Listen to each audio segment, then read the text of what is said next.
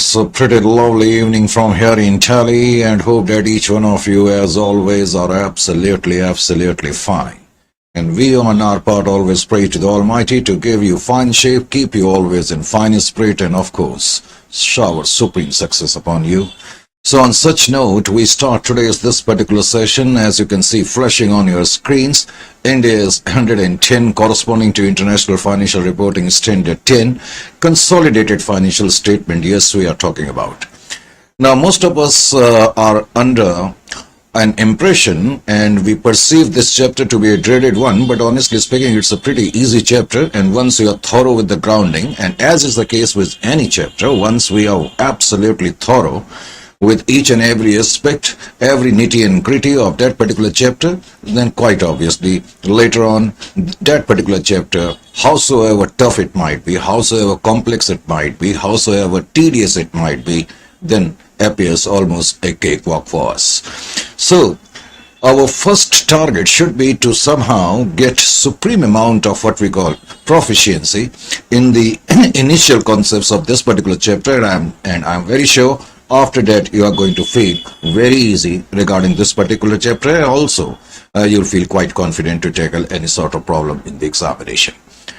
Now, as far as India's 110 is concerned, what exactly is the theme of this particular chapter? India's 110 actually sets out some guidelines with respect to an entity having control over the other entity, and the guidelines are with respect to preparation of the consolidated financial statement. Put it in simple words. If I have got control over the other entity, then other entity will be my subsidiary company and I will be known as parent company. Remember one thing, and I have got control over the other entity, then other entity will be my subsidiary company and I will be parent company.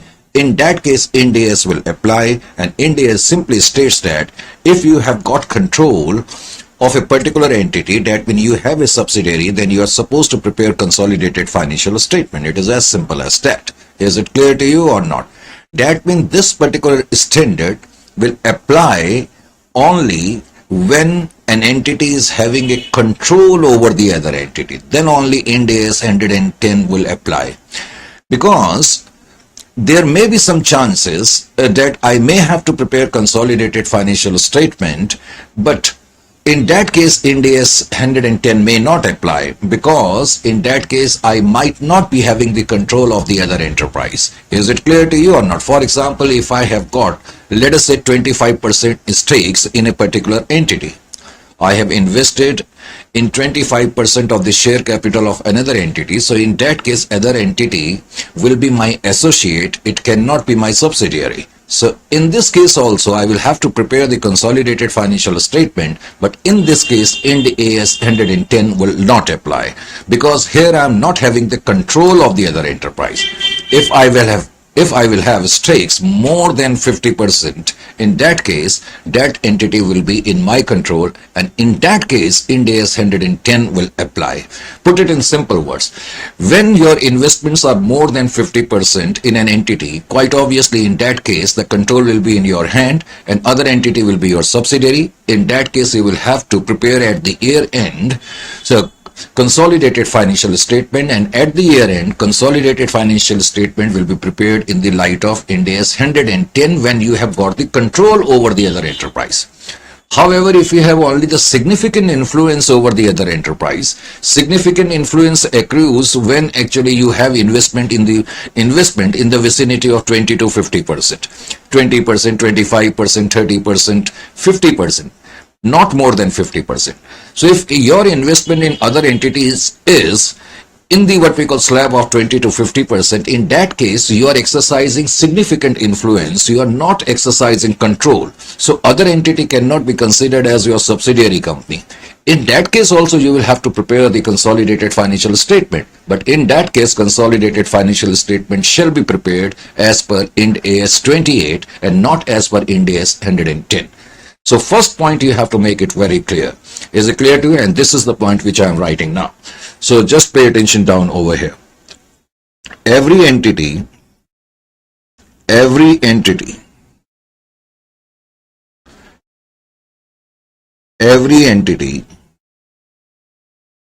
having every entity having a subsidiary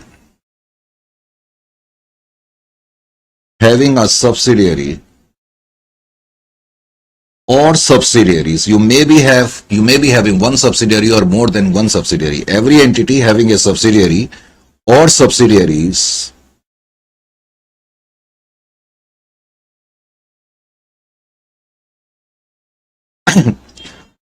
comma, as per Ind AS 110, as per Ind AS 110, must prepare what? Consolidated Financial Statement, CFS. CFS in this entire chapter will stand for Consolidated Financial Statement. Don't confuse it with cash flow statement. Correct? I told every entity having a subsidiary or subsidiary as per this particular Ind AS shall prepare what we call Consolidated Financial Statement. Is it clear to you? Further, other entity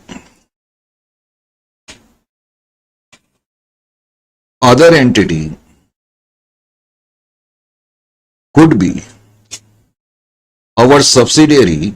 Other entity could be our subsidiary.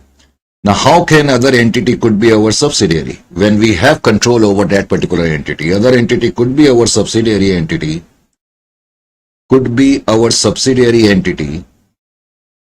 only when investor has control over the other entity.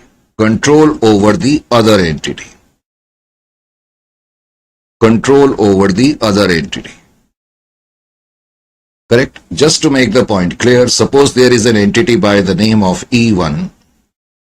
This is an entity, and this entity, let us say, has 70% stakes. 70% stakes. When I say 70% stakes, it means out of total share capital of this particular entity, let us say E2, out of total share capital of this particular entity, 70% of the shares are in our hand. Correct? So then we may call it in accounting terminology that we are having 70% stakes in this particular entity. In this case, this entity E1 will be, first of all, termed as investor because this entity has invested the amount. This is investor. And obviously this entity in which investment has been made will be termed as investee entity. Now, because when we invested in 70% shares of this particular company, or when we purchased or acquired 70% shares of this particular company, the control of this company will come to our hand because our investment is in excess of 50%. Quite obviously, and you are well aware of this particular point, I need to require to stress upon it unnecessarily. When we have majority stakes means more than 50% stakes in the other entity, then quite obviously it means the control is in our hand. So because in this case, because of our what we call investment, we are exercising the control, we shall be, or should I say E1 will be considered as parent entity. Sometimes we call it holding company also. And investee entity, because investee entity will have to now obey our orders, our instructions, our guidelines. So it will be our subsidiary company. It will be our subsidiary company. So remember one thing, other entity could be your subsidiary only when you are having the control over that particular entity, number one. And if you are having a control over the other entity, then as a parent, you need to prepare the consolidated financial statement. But very important to understand, many people here confuse. When you are going to prepare the consolidated financial statement at the year end, then only Ind AS 110 will apply. For example, suppose I acquired the control let us say for simplicity's sake, in the beginning of the year. If I am going to prepare consolidated financial statement in the beginning of the year, in that case, Ind AS 103 will apply. Correct? On the date of acquisition, we do the accounting as per Ind AS 103. In that case, consolidated financial statement will be prepared as per Ind AS 103. But by the end of the year, when we reach the end of the year and in the subsequent years, then we are going to apply Ind AS 110. That means Ind AS 110 will apply only if you are having a control over the other enterprise, and at the subsequent date, that means after having taken control, when you will reach the what we call financial reporting date, in that case, when you are going to prepare the consolidated financial statement, then you are going to actually apply Ind AS 110. I have already, just to clear the doubt, I have already now talked about this particular fact. It's sometimes what happens, we make the investment. Let us say I have invested in 30% stakes of the other entity. I have 30% stakes of the other entity. In that case, I am not having the control, although I am having the significant influence. In that case, other entity will be considered not as my subsidiary. Other entity will be known as my associate. Even in that case, I will have to prepare the consolidated financial statement. But in that case, consolidated financial statement will be prepared in the light of Ind AS 28 and not as per Ind AS 110. Ind AS 110 will apply only when you are having control of the other enterprise. So now I am not going to repeat this particular point. So very important, when we have the control of the other enterprise, then only we are supposed to prepare the consolidated financial statement, number one. Now the question is actually how you can acquire the control. I have already told you 99.99% control accrues to us actually on account of our investments. And if our investment is of such magnitude that it brings us more than what we call 50% voting rights of the other entity, in that case, quite obviously, we may say that we are exercising the control. But sometimes control can also be what we call taken of the other enterprise by mutual agreement. For example, I have invested only in 10%. For example, if I have invested only 10% in 10% shares of other company, that means this time my investment is just about 10%. So 10% will not give me even significant influence, leave alone control. So this time other entity cannot be considered as my associate or my subsidiary. However, let us say there is an explicit agreement between the other entity and our entity, that our entity, that is investor entity, shall have the right to direct the what we call all the relevant activities of the other entity. So even in that case, it will be considered that we are the parent entity, because this time it will be construed as if the control is in our hand. So 99.9999% control generally accrues because of your investment or because of your majority stakes. But on rare occasions, control could accrue to you on account of some agreement between the other entity or because of some agreement between the shareholders. Sometimes shareholders decide that the right of composition of board of director will be in the hands of so and so entity. So if you are having the what we call right to compose the board of directors of the other entity, even in that case it will be construed, it will be inferred, it will be concluded as if you are having the control.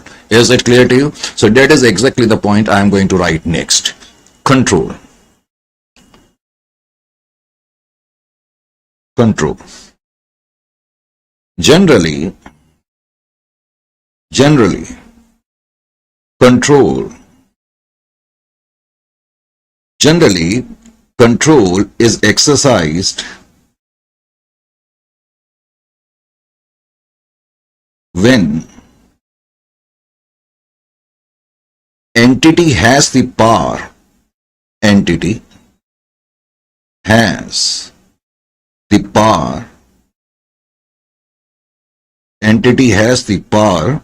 to direct all the relevant activities of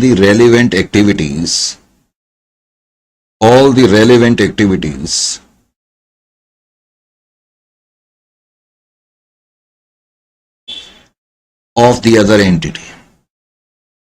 So when I say I'm having the control of the other entity, indirectly what actually I'm saying is that I'm having the power. This word power is very, very powerful. That means actually I'm having the power to direct all the relevant activities. Correct? Next point.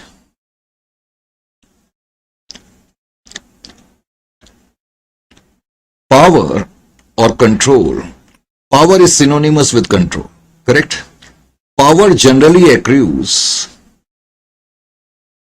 How you acquire such power? Power generally accrues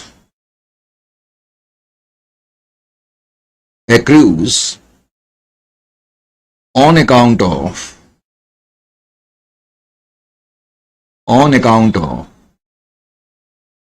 majority stakes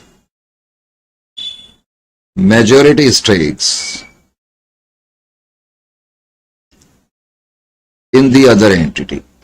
As I told you, majority stake means when your investment is of such magnitude that it is fetching you what we call more than 50% voting rights. So quite obviously, in that case, power or control is in your hand. Power generally accrues on account of majority stakes in the other entity. So 99.99% we get power to direct the relevant activities. Indirectly, it means we get the control because of our investment in the other entity. Correct? As I just told you that E1 has invested in E2 and their stakes are 70%. So quite obviously in this case, power is accruing because of investments in the other entity.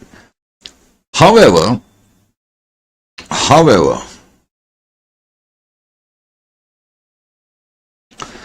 power, whenever I will write power, it means actually control. However, power may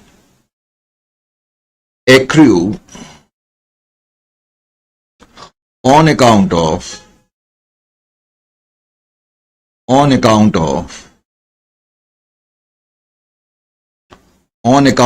right to compose board of director BOD of the other entity. So sometime other entity could be under your control not because of your majority stakes, but because of the fact that you have the right to compose their board of directors. Is it clear to you or not? For example, let me elaborate this particular point. For example, suppose there is an entity and this entity has invested only in 30% stakes. This entity has this time 30% stakes. Let us say this is P1 Limited and this entity has invested in S1 Limited. And out of total share capital, 30% of the capital is in our hand. That means we have 30% stakes in this particular entity. Now, because of our stakes, we are not having the control in this case. However, let us say P1 shall have, let us say there is an agreement between P1 and S1 that P1 shall have the right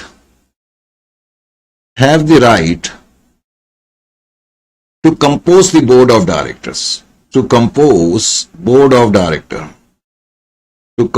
the board of directors of S1 Limited. Compose the board of directors. Compose the board of directors means we have the power, we have the right to appoint, to reappoint, to actually set out the remuneration with respect to board of directors. So when we have such right, it is construed as if we are having the right of composition of board of directors. So if we have the right of board of director, even in that case, it will be considered as if S1 is in our control. Correct? Also,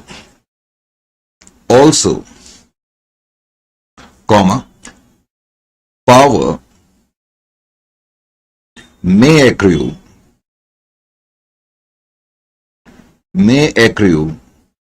when investor entity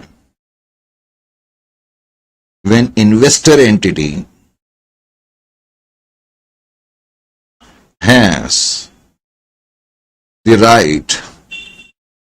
right to direct all the relevant activities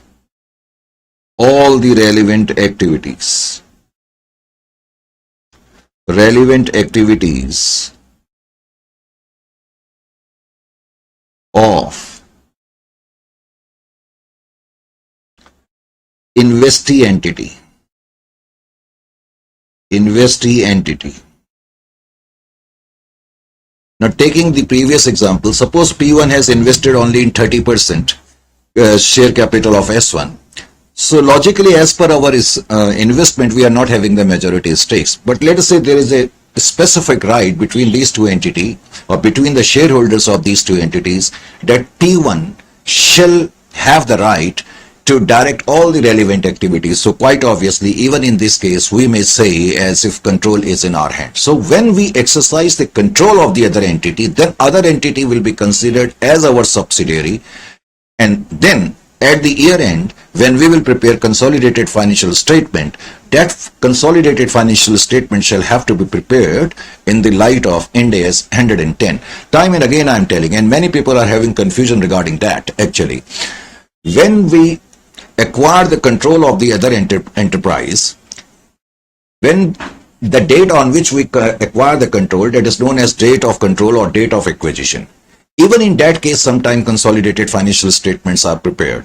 On the date of acquisition, when we are going to prepare CFS, that will be prepared as per Ind AS 103 and not as per Ind AS 110. Ind AS 110 applies only when you are going to prepare CFS on the reporting date, that is year end as we call it, or simply put on subsequent dates. Subsequent dates means dates which are falling after the dates of acquisition. In that case, Ind AS 110 will apply. But Ind AS 110 will apply only, last time I am repeating, when you are having the control of the other entity, and when you are having the control because of your majority right or because of any other thing.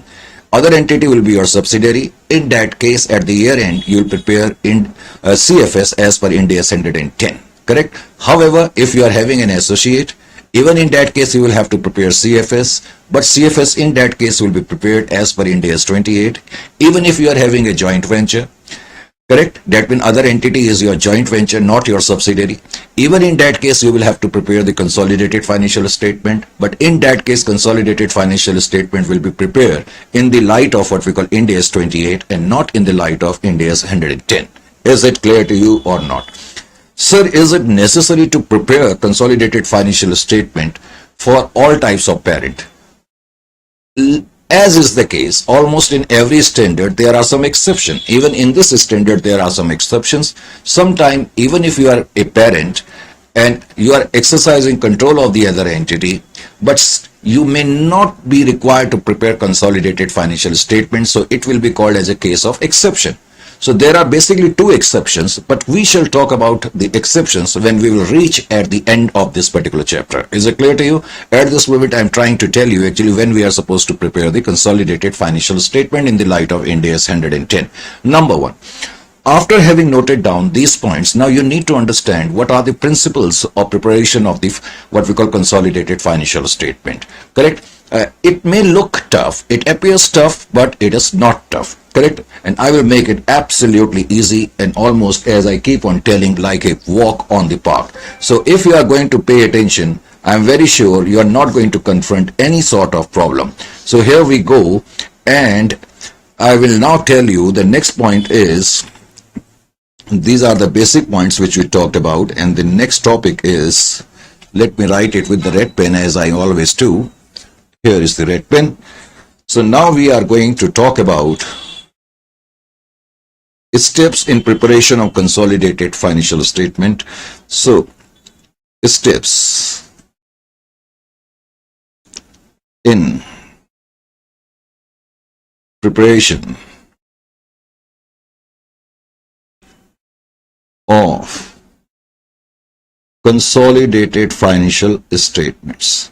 So what are the steps which one need to apply to prepare the consolidated financial statement? Correct? So here I'm going to tell you, just pay attention. For simplicity's sake, I'm writing a sort of demo before you so that you understand it better, and please quickly note it down also. Let us say balance sheet of P Limited and its subsidiary S Limited and its subsidiary. Since I have written word subsidiary, automatically it means P Limited is having control of this entity. balance sheet of P Limited and its subsidiary S Limited as at 31st of 3,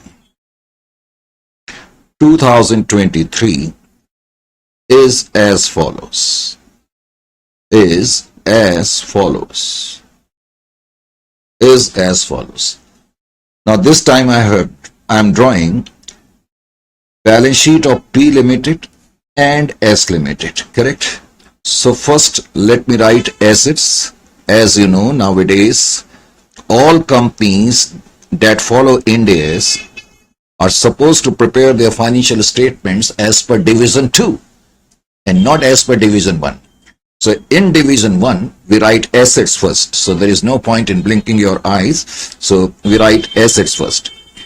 Let us say, first let me write here non-current asset, NCA, non-current asset. Under the non-current asset, I have written, let us say, property, plant and equipment. We presume property, plant and equipment of P Limited is equal to 10 lakh and of S Limited subsidiary company is equal to 5 lakh. Correct? Further, I write here financial assets. Now this is a new heading inserted in Division 2, financial asset. Financial asset is written under non-current assets, number 1. It can also be written under current asset. Correct? So non-current asset, financial asset means generally here we write investments. So write here investments. Investment is considered as financial asset. Investments in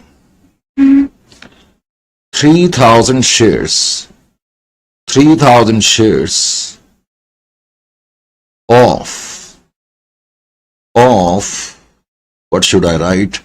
Of S Limited. And I am writing in the column of P Limited, and let us say I have written here 10 lakh. What does it mean? It means P Limited has purchased 3,000 shares of S Limited.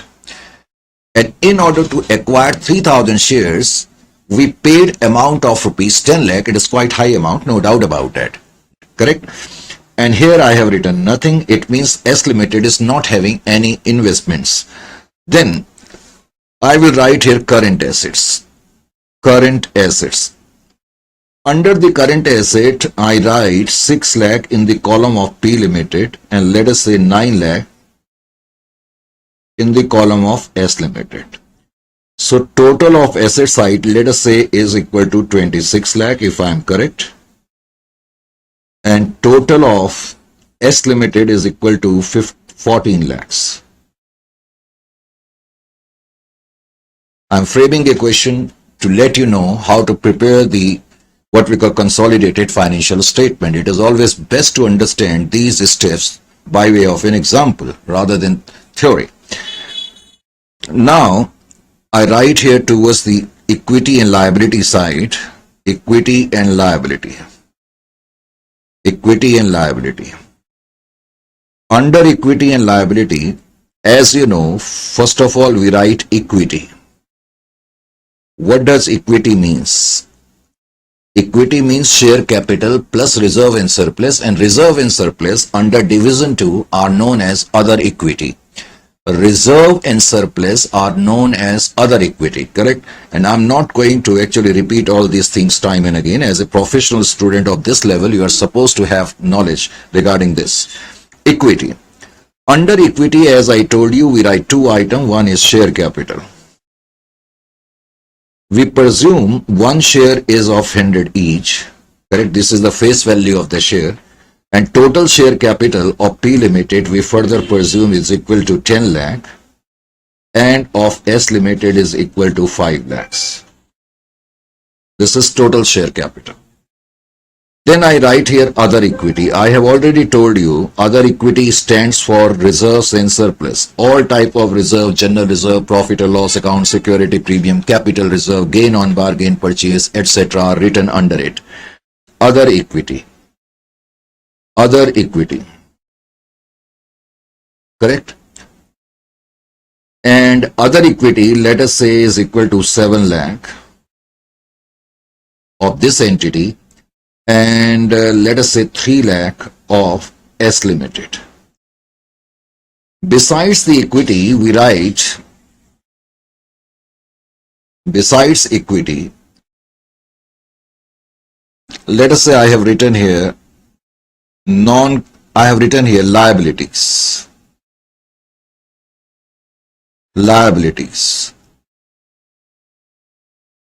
Under the liability, I have written here non-current liability. Let us say non-current liability of P Limited is equal to 4 lakh, and of this entity it is equal to 2 lakh. This entity it is equal to 2 lakh. And besides current liability, and we presume current liability of this entity is equal to 5 lakh, and current liability of this particular entity is 4 lakh. Now if I will total it up, 17, 21 plus 5, it is 26 lakhs. And 8 plus 2, 10 plus 4, 14. So fortunately, totals are matching. This is the balance sheet of S Limited. This is the balance sheet of P Limited. And let us say some additional information is given to you also. Additional information. In the additional information, it is given, P Limited acquired shares in S Limited on 1/4/2022. Now balance sheet date is 31st/3/2023. You acquired the control in the beginning of the current financial year, correct? Further, it is also given on 1/4/2022, balance in other equity of S Limited was rupees 1 lakh.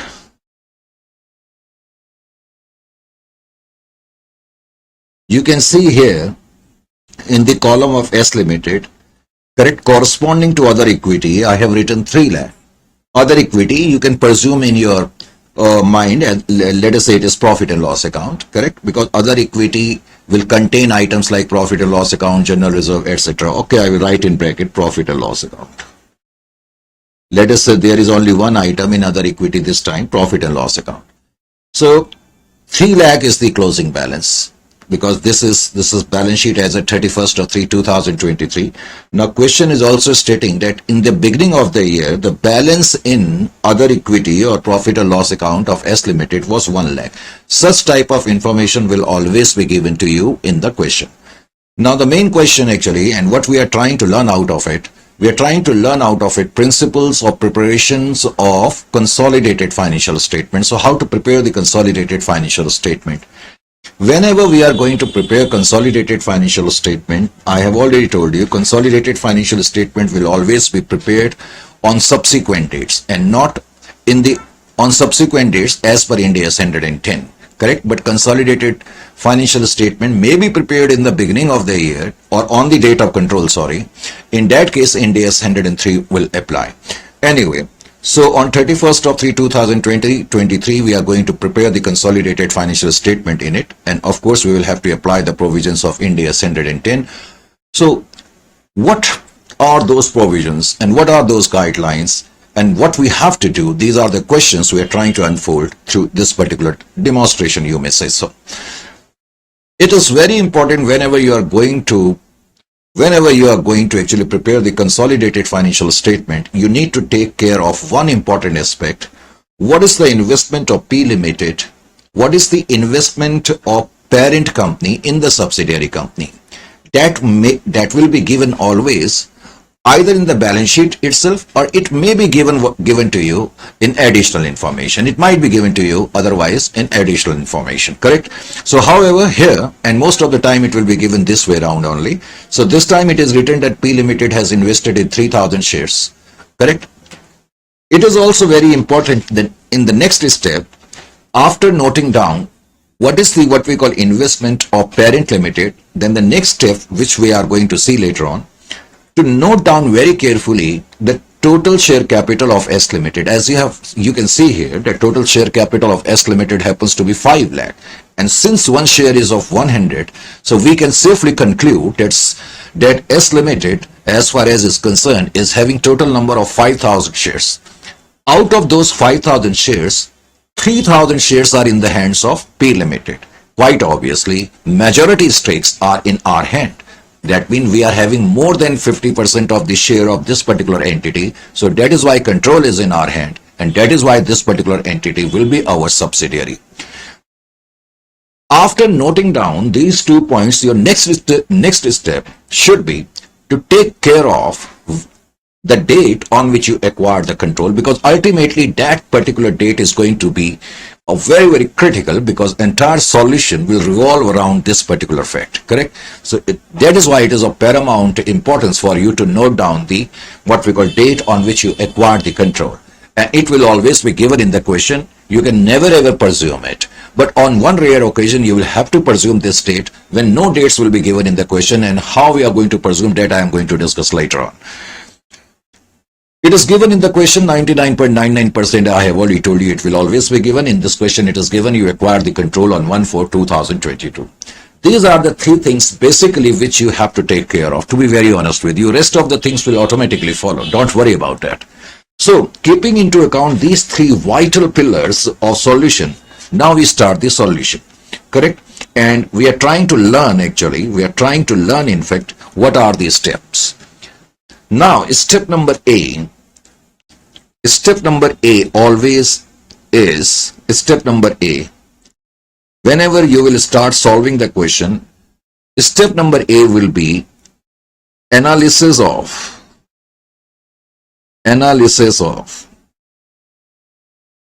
accounting period.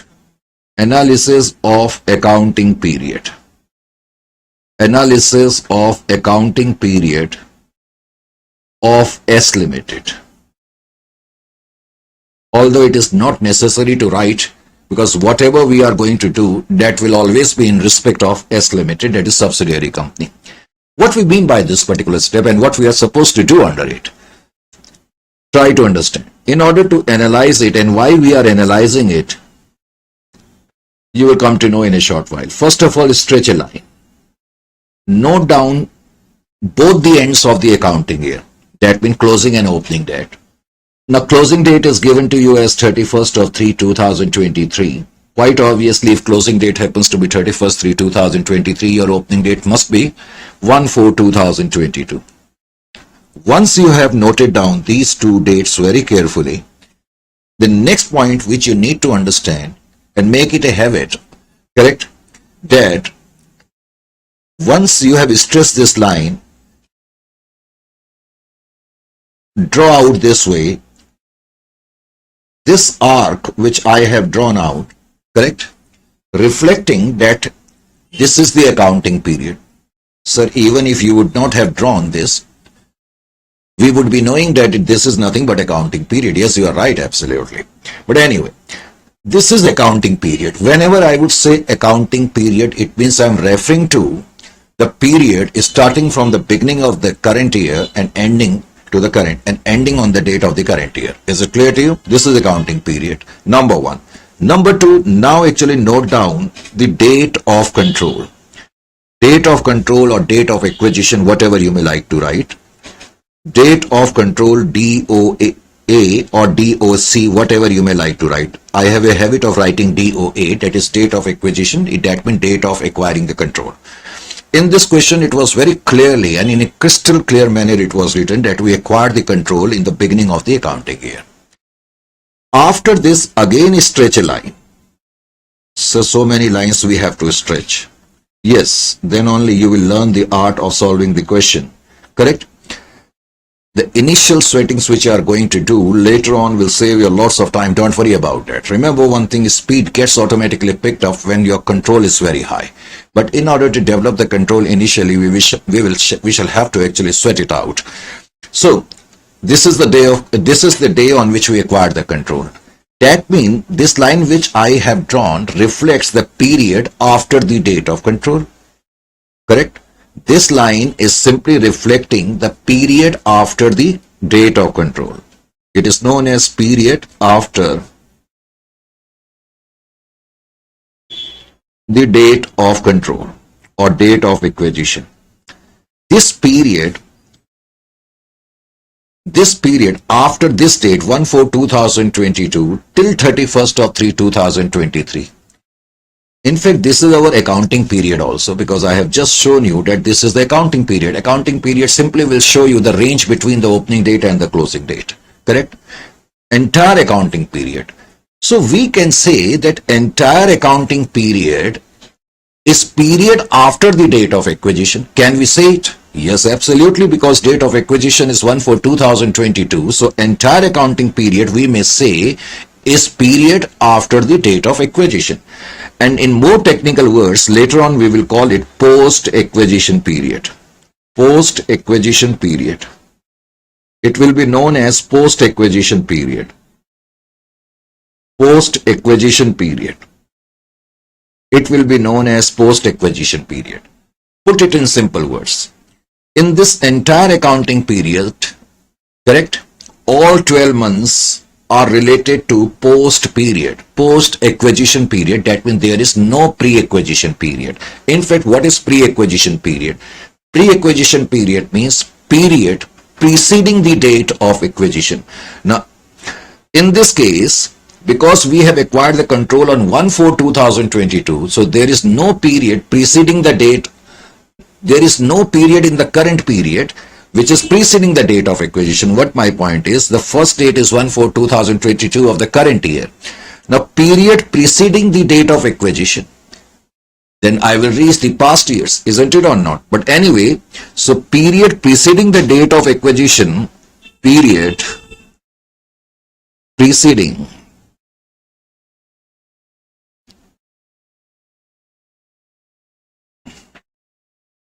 the date of acquisition is known as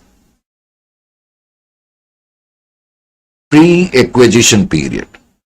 It is very important for you to divide the entire accounting period into pre and post. Now the point here is that in this question we can safely say, as far as current accounting period is concerned, entire current accounting period is post-acquisition period and there is no pre-acquisition period in the current accounting period.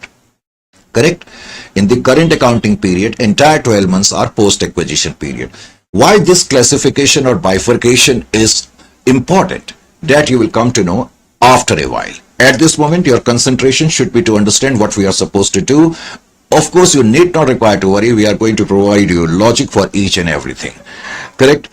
After having taken care of this step while preparing the consolidated financial statement, now your next step, which is quite vital, is computation of degree of control. Degree of control. Now, what we mean by degree of control? Degree of control. In order to compute degree of control, first of all, take care of number of shares of subsidiary company. Number of shares of subsidiary company S Limited. If I am going to ask you, let me know the total number of shares of subsidiary company. I just told you total share capital of subsidiary company is rupees 5 lakh, and one share is of 100. So quite obviously number of shares 5,000. Correct? Out of those 5,000 shares, how many shares are held by investor entity, that is parent entity? Held by P Limited. Held by P Limited. We have just seen that out of 5,000, 3,000 shares are in our hand. And out of 5,000 shares, 2,000 shares are not in our hand. Correct? Held by P Limited. That means this entity S Limited, try to understand these points. Initially, you might be feeling I am taking lot of time. It is very important to show your patience. Let me take a rough sheet here so that I can explain you better. I have taken, just allow me 2 minutes. Yes, these are the rough sheets now. Let me explain some vital points before you understand.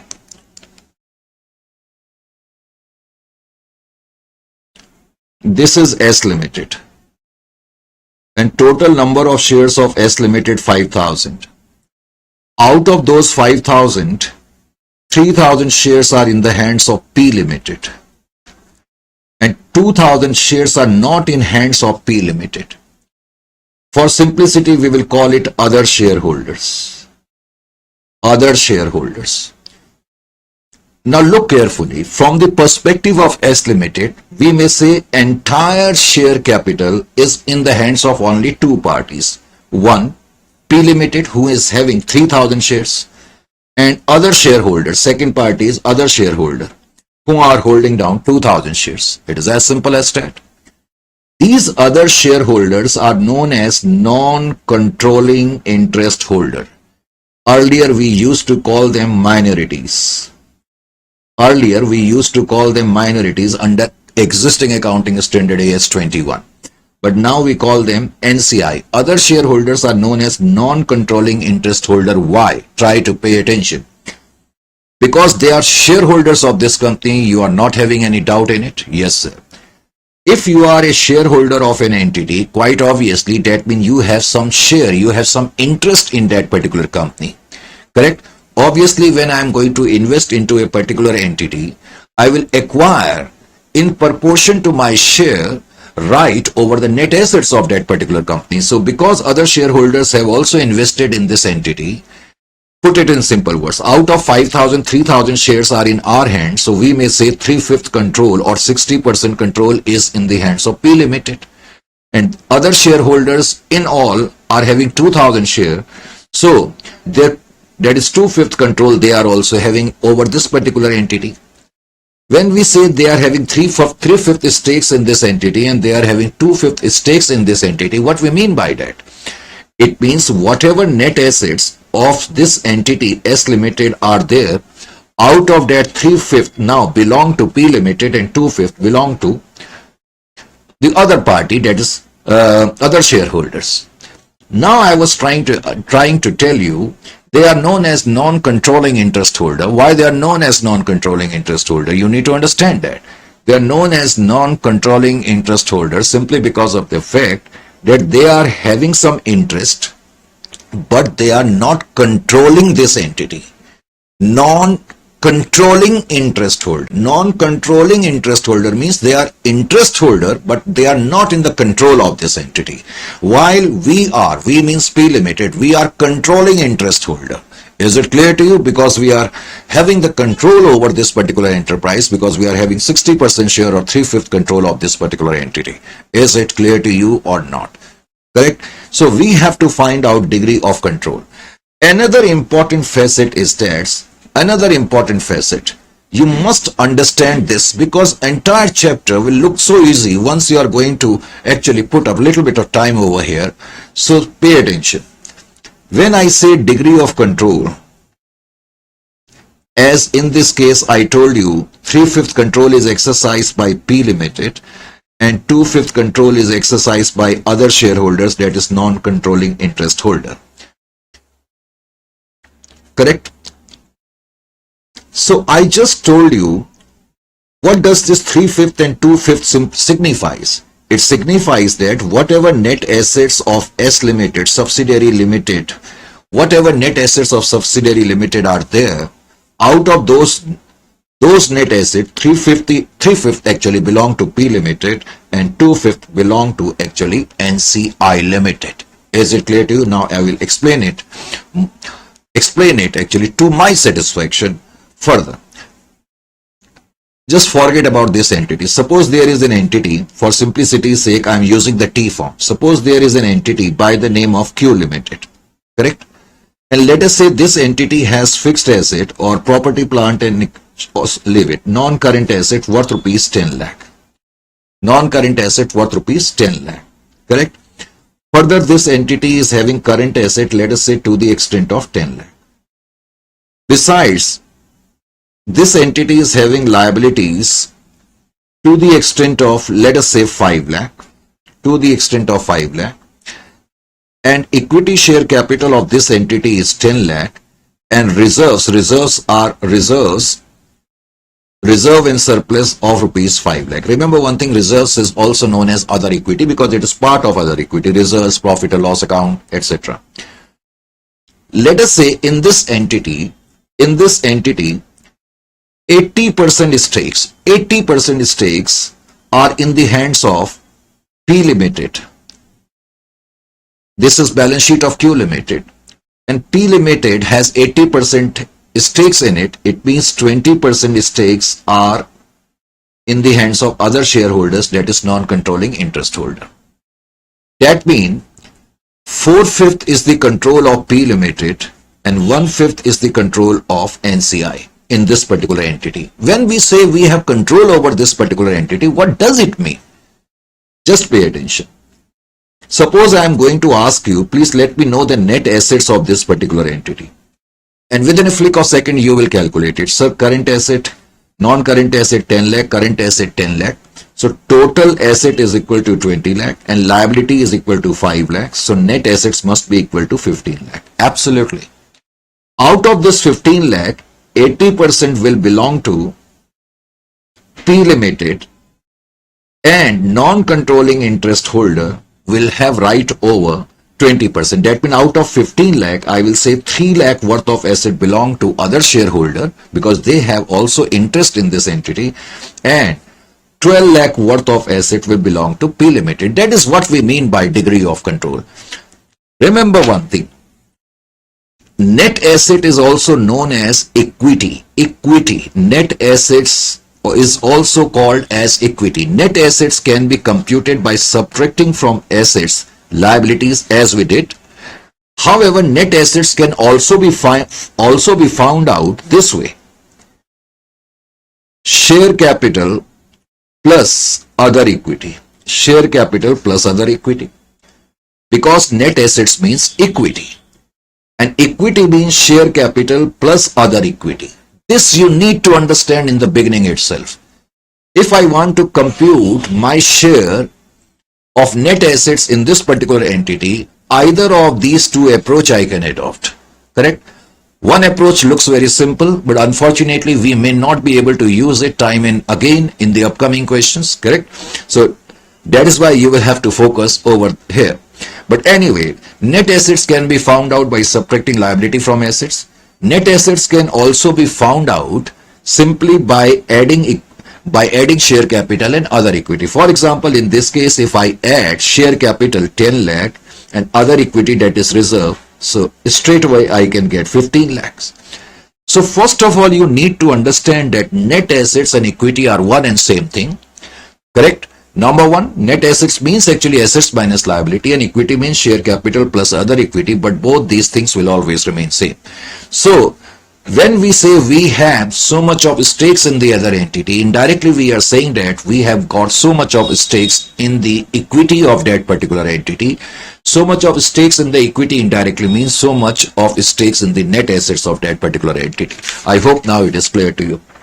So next step is computation of degree of control. So why we compute degree of control, that I hope you must have got a bit of idea regarding the same. But anyway, so such shares of subsidiary which are not in our hands, I have already told you, not held by P Limited are 2000, and these 2000 shares holders group will be called as non-controlling interest holder. So we may say that 3/5 control is in our hand and 2/5 control is of non-controlling interest holder. But what we mean by control here in real sense, that means we are controlling the 3/5 of the equity of the subsidiary, and other shareholders are controlling 2/5 of the equity of the subsidiary company. This is the important point which you need to understand. After done away with this particular step, Now the next step is analysis of, third step is step number C, analysis of other equity, analysis of other equity, analysis of other equity of, analysis of other equity of S Limited. Other equity means you are simply analyzing the other equity items of S Limited. Now in this case, in the question which I have written before you, where is the question? Here I have written other equity 3 lakh. And we are presuming there is one item in other equity, that is profit and loss account, 3 lakh. Correct? What we mean by analysis of other equity? See here.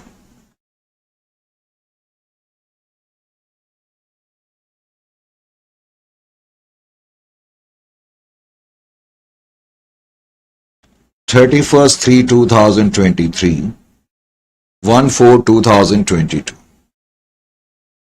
On this day, balance in other equity of subsidiary company is 3 lakh.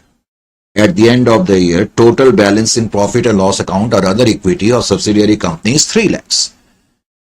However, it was given to us under the additional information on 1/4/2022, balance in other equity of S Limited was 1 lakhs. That means in the beginning, balance in other equity of S Limited was 1 lakh.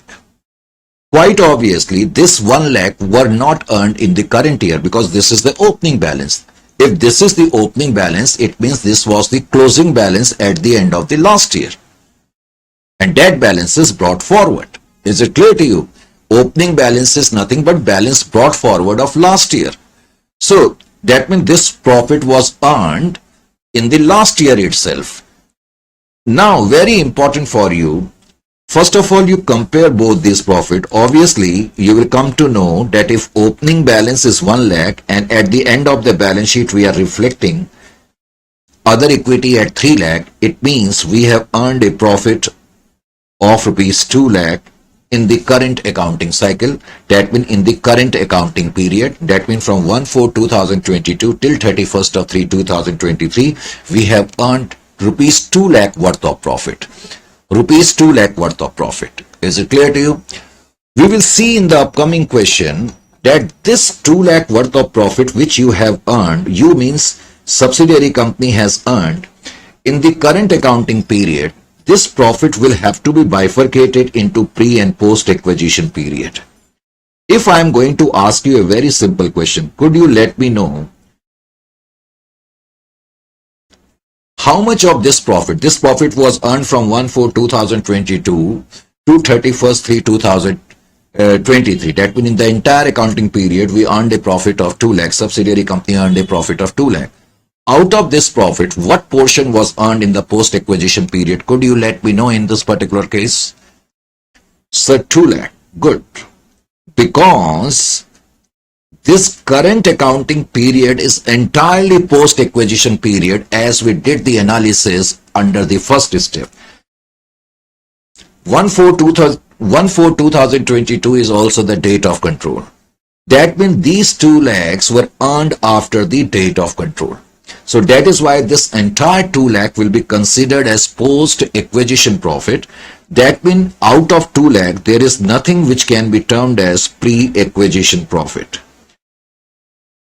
Are you getting my point or not? Because entire accounting period is post-acquisition period. So that is why whatever profits which subsidiary company has earned in the current accounting cycle shall be termed as post-acquisition profit, and nothing out of this can be termed as earned in the pre-acquisition period. Is it clear to you or not? However, this 1 lakh were earned in the last year itself.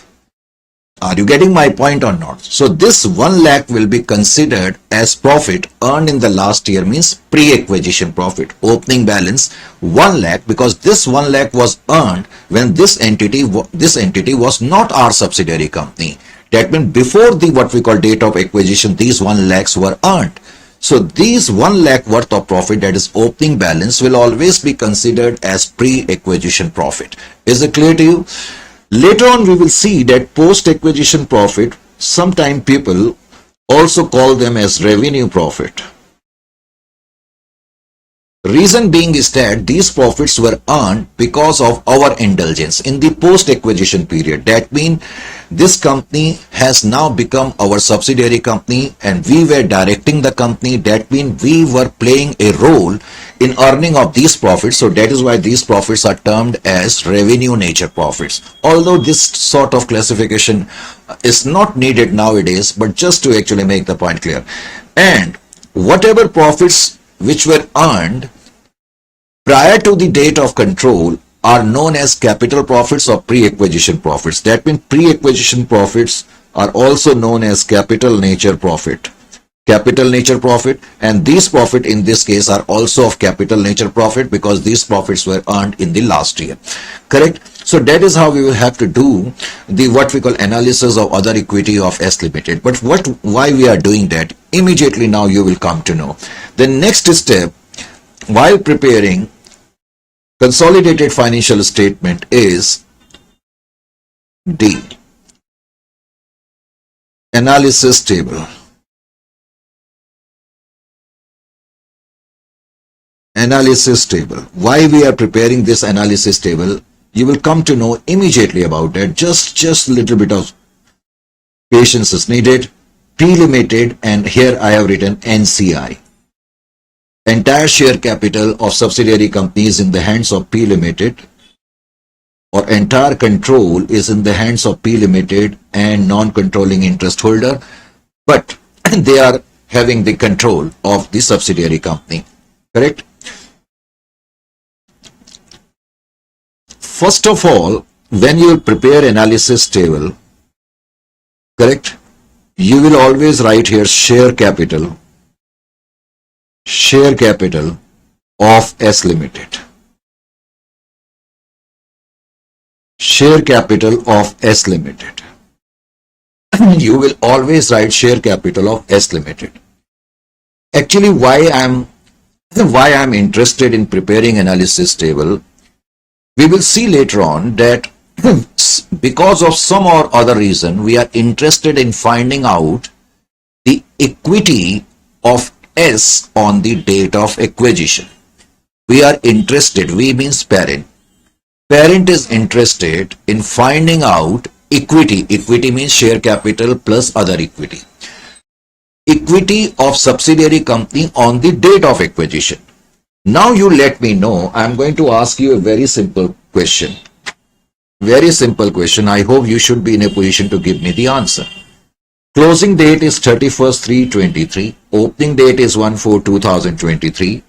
And share capital of S Limited on this date is 5 lakh. Correct? I'm asking you on the date of acquisition, because date of acquisition is 1/4/2023. That is beginning date. This is date of acquisition. I am interested in knowing what was the amount of share capital of S Limited on this date. Could you tell me? Share capital is given to us on this date. I am interested in knowing the amount of share capital on this date. Could you let me know actually what would have been the amount over there? So 5 lakh only. Good. Because share capital will always remain same throughout the year, unless and until we are given information like this that we have issued fresh share, and it will never ever be given in the question. Is it clear to you? So whatever closing balance is there, without an iota of doubt, we can easily conclude that this must have been the balance in the share capital even on this particular date. It is as simple as date, because day in, day out, no company issues shares. Is it clear to you or not? So that is the reason, whatever closing balance is there in the share capital of S Limited, you will presume it. I will write here share capital of S Limited on the date of acquisition, DOA, 5 lakh. Then I will write here other equity. Other equity. Now could you let me know what was the balance in the other equity of P Limited on the date of acquisition. Other equity on the date of acquisition. Other equity on the date of acquisition. Other equity is given to us as 3 lakhs. Now when you did the analysis, I told you in the beginning, balance in other equity was 1 lakh. So this balance, other equity, 1 lakh will be written over here. That means in the beginning of the year, S Limited was having rupees 1 lakh in other equity. So now you have concluded that on the date of acquisition, 6 lakh was the equity of S Limited, 5 plus 1. I told you earlier, equity can also be found out by subtracting liabilities from asset, but problem is that I cannot adopt that approach here. The reason is that we are having closing balances of assets and liability. How can we find out the balances in the beginning? So that is the reason we have to adopt this approach. So share capital plus other equity is nothing but equity, and equity is nothing but net assets. So that means you have now computed equity on the date of acquisition, and this will play a very significant role later on. Equity on the date of acquisition. So on the date of acquisition, now we may say that equity of subsidiary company was 6 lakh. That means when we acquired the control, total net assets must be equal to 6 lakh, and out of those 6 lakh, because 3/5 share belong to us, we may say 3,60,000 worth of asset belong to us, and 2,40,000 worth of asset belong to other shareholder, that is non-controlling interest holders. Is it clear to you? Now, it is also important for you to write here post acquisition other equity. Post acquisition other equity. That means whatever profits or reserves subsidiary company has earned in the post-acquisition period. As we saw here, subsidiary company in the post-acquisition period has earned 2 lakh worth of equity. That is why the closing balance is 3 lakh. That means this closing balance comprises of 1 lakh brought forward balance and 2 lakh which subsidiary company has earned during the year. This entire 2 lakh is post-acquisition period. So we will write here post-acquisition other equity 2 lakh, and out of this 2 lakh, 3/5, 1,20,000 belong to us and 80,000 belong to non-controlling interest holder. Non-controlling interest holder. Is it clear to you or not? Non-controlling interest holder. After having done this much, now the next step is, this standard says, because you have made the investment in the other entity, and even under Ind AS 103 we have seen that whenever we make investment in other entity and acquire the control, we have to compute goodwill. So similar to that, we will have to compute the goodwill. Next step is calculation of goodwill. And remember one thing, goodwill will be computed as per Ind AS 103 only. Calculation of goodwill or gain on bargain purchase. In order to compute the goodwill, what I am going to do, as we did so many questions under what we call Ind AS 103 with respect to goodwill, so same thing you are going to apply here. First of all, you simply write here equity or net assets, because equity or net assets are one and same thing. Equity or net assets of subsidiary company S Limited on the date of acquisition.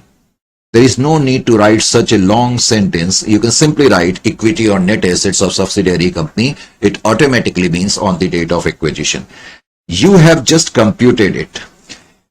Correct? In the table, we saw that equity on the date of acquisition is equal to 6 lakhs. Correct? Now, out of this, I will subtract NCI share, that means other shareholder share, NCI share. NCI share of equity. Whenever we use the word equity, indirectly means we are referring to net assets.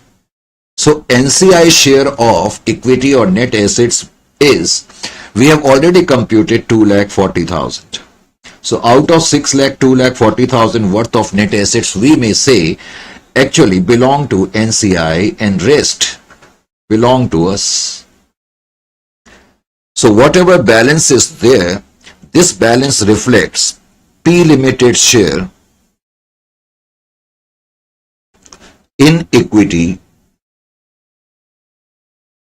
on the date of acquisition. On the date of acquisition. On the date of acquisition, by investing the amount, you acquire the control. On that date, you got hold of only 3,60,000 worth of net assets. However, how much you paid? Consideration.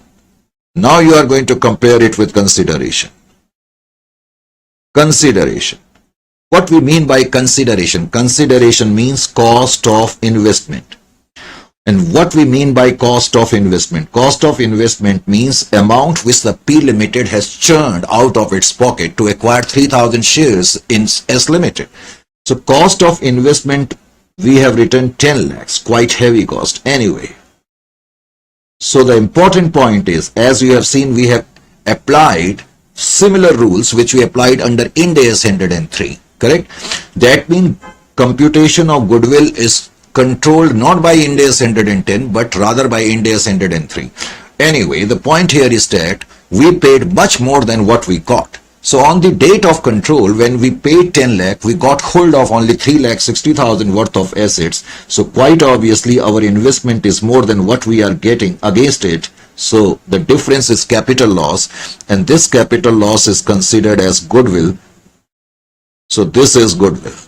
6,40,000. This is how we are going to compute the amount of goodwill. Is it clear to you or not? After having computed the amount of goodwill, now the next step is, if under this step, what I am going to do, under this step, I am going to write here calculation of NCI on the reporting date. On the reporting date means when you are going to present your consolidated financial statement, obviously at the end of the year. Reporting date means at the end of the year. At the end of your accounting year, when you are going to present your CFS, obviously you will have to represent the NCI share also. That means how much NCI is having what we call stakes in your company. So it is very easy to compute. We know that share of NCI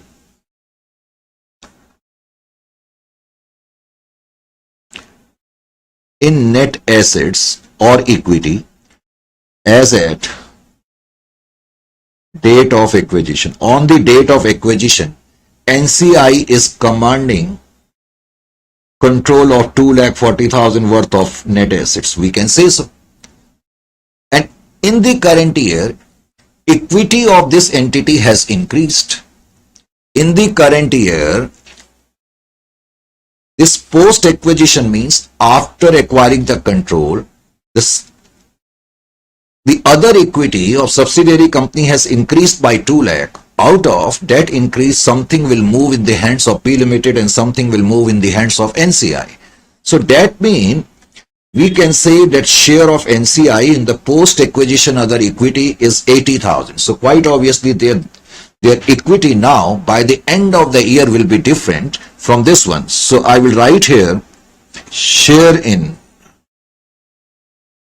of NCI in post-acquisition other equity. In post-acquisition other equity, we have seen 80,000 is their share. It means 3,20,000. 3,20,000 will be the amount which I am going to report when I am going to prepare consolidated financial statement. Is it clear to you or not?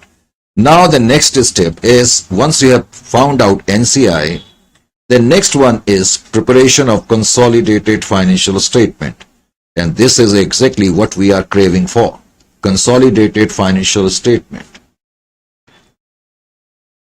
Now I will prepare consolidated financial statement. Very simple to prepare consolidated financial statement. No hard and fast rules. First you write here assets.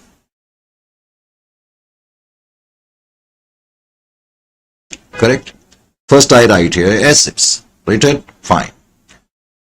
After having written the assets, now the next step is one non-current asset. Non-current asset. In the balance sheet, actually, what I am supposed to do, where I have written the question, let me have a look over that first of all. Here is the question. These are the sheets, lots of sheets actually now. You can see so many sheets I have already filled up. And this was the, this is liabilities. Yes. Here is the original balance sheet. First item is PP. All we have to do is simply do the line by line addition. Only 3 items require little bit of attention. Financial assets will not appear in the consolidated financial statement. Why? I will let you know.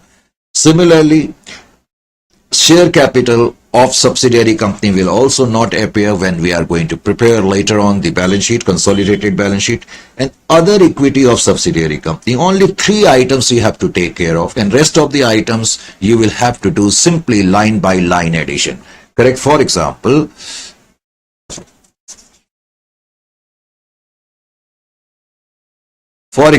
when I will prepare the balance sheet, correct?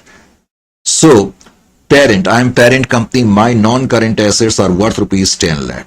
All I am going to do is simply add the subsidiaries company's assets, 5 lakh. Consolidated financial statement means you are preparing the group's financial statement. Correct? So, your group means parent plus subsidiaries. So, your group, it may be said now, is having non-current assets worth rupees 15 lakhs. Is it clear to you? Under the non-current asset, you have written property, plant and equipment. Then financial assets. I just told you financial assets, that is investments. Although I am writing, but it will not be written in the consolidated financial statement. Investments will not be written over here in consolidated financial statement. Reason being is that when we write the goodwill, as I am going to write it, when I am going to write the goodwill, the amount of investment will automatically get adjusted, because ultimately goodwill was computed by comparing the net assets which we acquired with the investment which we made. So that is why investment will not be presented in the consolidated balance sheet. You need to understand that. And because we have computed the goodwill, and goodwill amount was 6,40,000, I think, I have forgotten anyway, whatever it is. So 6,40,000, I am going to write it through our working note, or whatever note it was. You can mention the step. For example, here is step number E, that is 6,40,000. Correct? Then I am going to write here current asset, and current assets of P Limited in the question given which I wrote is 6 lakh and 9 lakh. Simply line by line addition, 15 lakhs. So 36,40,000 will be the total of your asset side. 36,40,000. 36,40,000 will be the total of your asset side. Is it clear to you or not? Absolutely clear. Now we can prepare equity and liability side. Equity and liability side. Equity and liability side. As far as equity and liability is concerned, first of all, we write equity. I have already told you, under equity, we are going to present, first of all, a share capital. And as I was talking a bit earlier, we are not going to present the share capital of subsidiary company. I am simply going to write in the outer column share capital of parent only. Of parent only. We are not going to write the share capital of subsidiary company. Share capital of subsidiary company 5 lakh we are not going to write.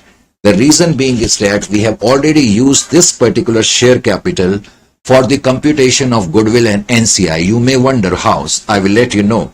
See here, share capital of subsidiary company was 5 lakh. When we prepared that table, you remember?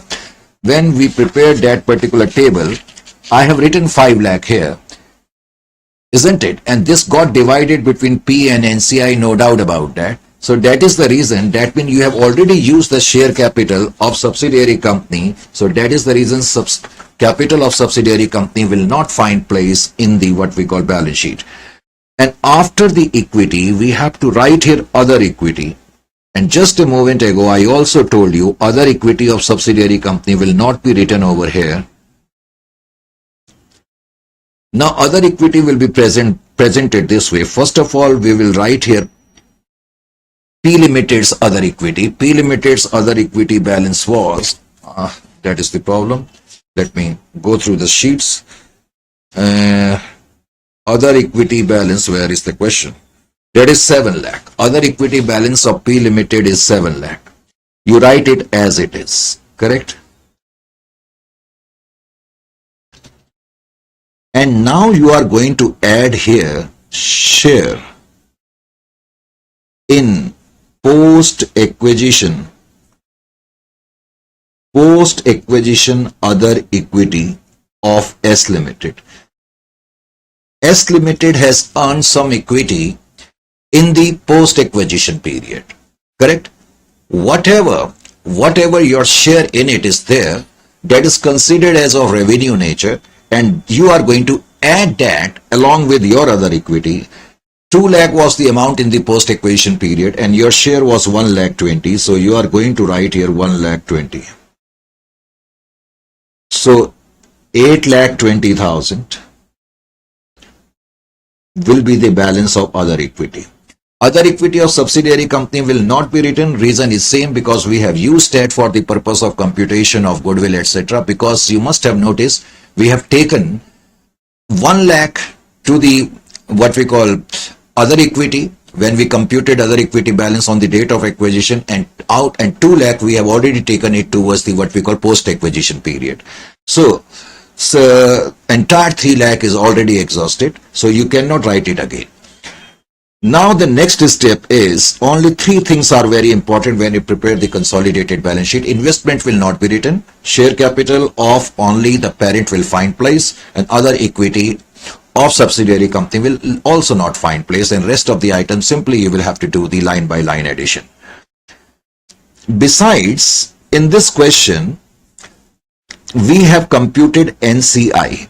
Remember one thing, NCI, through your working notes, whatever your working note was there, we computed non-controlling interest holder 3 lakh 20. Many people do not know how to present NCI. NCI is presented under the equity as a separate line item. That is why I haven't written here CA or something like that. Under equity actually I am writing it, but it is being written as a separate item. Is it clear to you? Then I am going to write here liabilities. As far as liabilities are concerned, non-current liabilities, simple line by line addition is needed. Now non-current liability, parents 4 lakh, correct? And I think subsidiaries was 2 lakh. So total will be equal to 6 lakhs. And then finally the current liability. Current liability, ours was 5 lakh and subsidiaries was 4 lakh. Total is equal to 9 lakh. And if I am going to add it, it will be equal to 36 lakh 40,000.